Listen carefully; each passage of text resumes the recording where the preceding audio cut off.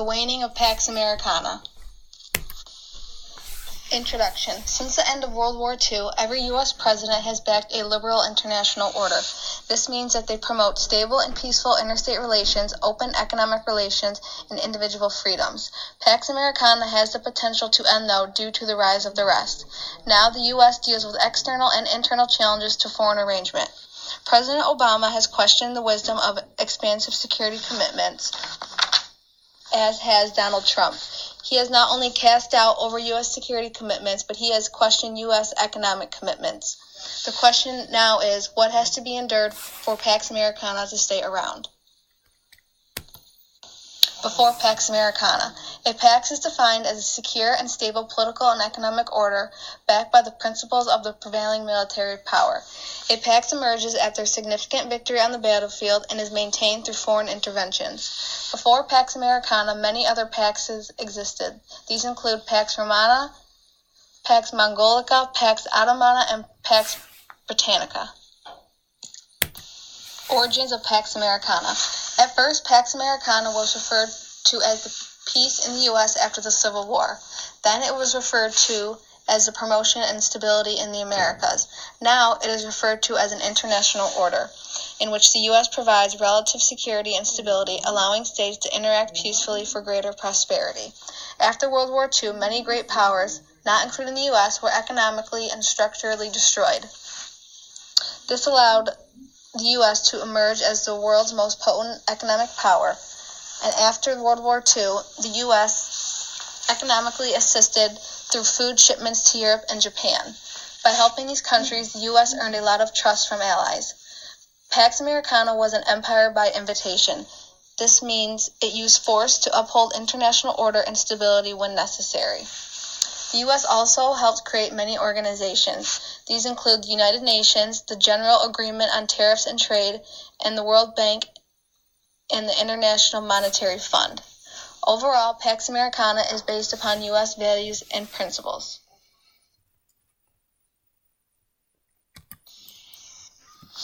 Bipolarity and Cold War rivalry. After World War II, U.S. and Soviet Union relations declined. The U.S. and even Great Britain started worrying about Soviet expansionist intentions. In 1947, the Truman Doctrine was published. This pledged aid to countries that were at risk of falling to the Soviet Union's expansionism. Today, the origins of the Cold War are still disputed. The first Cold War crisis erupted with the refusal of the Soviet Union to withdraw troops from Iran, with other crises following. This includes the Berlin blockade and airlift in 1948. The U.S. and the Soviet Union never went to full-out war, but instead they fought proxy wars. While not fully at war, these proxy wars still came with major risks, including coming to the brink of nuclear war in the 1962 Cuban Missile Crisis and claiming over 1 million lives in the Vietnam War. Unipolarity after the collapse of the Soviet Union. The Soviet Union finally dissolved in 1991. They went under imperial overstretch, or the idea that a great power can extend its global commitments to the point where it can no longer sustain them. The United States was a first among equals on all fronts, meaning that they extended themselves militarily, technologically, economically, and culturally. The U.S. was presented with unique opportunities in terms of power projection due to a unipolar moment. This unipolar order brought peace in many ways. It made states more certain about the distribution of power, which lowered the probability of conflict. The U.S. policed the world, advocating for market freedom, democracy, and human rights. How broadly should the U.S. define its interest? According to President Trump, the U.S. should only act in a narrowly defined national interest based on sovereignty and issue-specific, short-term, cost-benefit analysis. New threats to Pax Americana. Pax Americana was threatened when the U.S. was attacked at home and abroad, most notably the attack on September 11, 2001. After this, NATO cited Article 5 of its founding treaty, which stated that an armed attack against one or more of them in Europe or North America shall be considered an attack against them all. By 2002, attention was focused on terrorism and weapons of mass destruction. Many pushed for war with Iraq. They wanted to stop Iraq dictator Hussein, who allegedly supported terrorism, to prevent him from acquiring WMDs and to bring democracy to Iraq in order to pacify the region. On October 16th, Congress authorized military force on Iraq. The war ended in 2011 with a horrible aftermath. Nearly 500,000 people died as a result, and the U.S. was cost $2 trillion. Pessimism has grown toward the U.S. about its capabilities, and many feel that the U.S. was destined to be outcompeted economically by rising challengers. BRIC. BRIC stands for Brazil, Russia, India, and China, and it refers to as them being the dominant economies of 2050.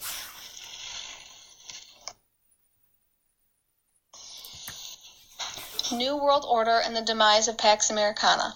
Obama followed a restrained foreign policy in which he wanted to lead from behind and shift away from full-scale military intervention.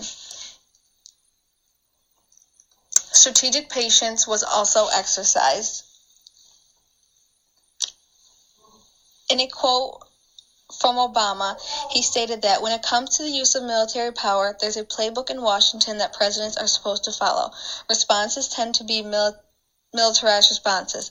When America is directly threatened, the playbook works, but the playbook can also be a trap that can lead to bad decisions. Obama supported the Trans-Pacific Partnership, NAFTA, and the WTO. Trump followed an American First policy. He opposed the U.S.'s self-proclaimed role as the world's cop on the beat. Trump wants to make foreign policy better reflect national interests. U.S. engagement has been proven to maintain peace. U.S. capabilities have declined compared to others, but the U.S. remains by far the most powerful country in the world. On the other hand, no one has been able to achieve the sort of power that the U.S. has. Unraveling of economic order. Trump decided to replace multilateral agreements with bilateral ones. He states that we're going to make trade deals, but we're going to do one-on-one. Other countries created an 11-member TPP minus the U.S. If this new pact passes, it is questionable whether its members will want to negotiate bilateral agreements with the U.S. If the U.S. repeals trade agreements, other countries may retaliate and cause a tariff war. If U.S. economic power fades, it will bring down the U.S. authority within the institutions it created to regulate economic flows with it. If countries continue to pursue trade agreements without the U.S., Washington may lose influence within the World Trade Organization as countries navigate towards other power centers, such as the EU or China. Unraveling of security order. America First can be defined as acting upon immediate threats to the homeland, preventing the emergence of regional powers, and viewing the security bargains as quid pro quos. There has been a fading of U.S. influence in the Middle East. Russia has been intervening in Ukraine for many reasons. They want to unite ethnic Russians, create a buffer against NATO expansion onto Russia's doorstep, and secure economic interests. The U.S. is also facing problems in the Pacific. Specifically, China is working hard to unseat the U.S. as East Asia's regional leader. Today, the U.S. is using tough negotiation tactics to obtain better deals. If all countries pursue nationalist goals, though, using unbending tactics, international cooperation will become a zero-sum game, leaving no room for agreement. The U.S. is separated from others because of their immense network of allies. If the U.S. were to lose these allies, a long list of advantages would disappear. Historical allies have been willing to host and subsidize U.S. overseas bases, making it easier for the U.S. to roll onshore when it wants to protect core interests. All paxes come to an end. If Pax Americana were to end, it would be to deliberate U.S. choices.